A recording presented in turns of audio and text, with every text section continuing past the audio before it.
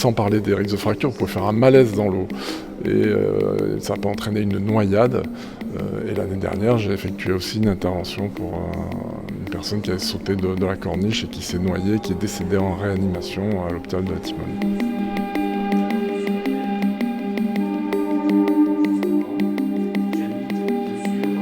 3 mineurs et leurs familles ont été convoqués dans la salle des mariages de l'hôtel de ville après avoir effectué des plongeons sauvages depuis la corniche. Ils ont été reçus par la cellule de citoyenneté et de tranquillité publique, présidée par Yannick Ohanessian, adjoint au maire en charge de la sécurité. Ici, l'objectif, il est double, vous l'avez compris, c'est à la fois tenir ce rappel à l'ordre fermement, leur rappeler que la prochaine étape, c'est de l'autre côté du Vieux-Port et c'est devant le tribunal, et donc c'est pas la même affaire pour eux, mais aussi garder évidemment un pied dans la sensibilisation. Ce qui compte à la fin, c'est qu'il y ait une prise de conscience de ces jeunes, en se disant, bon ben finalement, ok, il y a de l'adrénaline, c'est sympa de se retrouver entre potes pour sauter, mais les conséquences peuvent être dramatiques. La commission s'est appuyée sur un reportage de France Télévisions montrant un plongeur marseillais grièvement blessé après avoir multiplié les sauts. Il y a une décélération importante quand on plonge une vingtaine de mètres.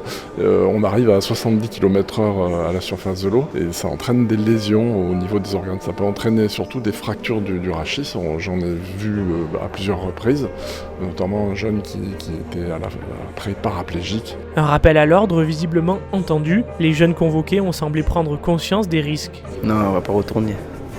C'est bon, j'ai pris conscience que c'est dangereux. J'ai tout compris, je le referai plus et c'est dangereux pour moi de toute façon. Une nouvelle commission devrait se tenir d'ici à la fin de l'été pour continuer à sensibiliser les jeunes pratiquant ces plongeons dangereux.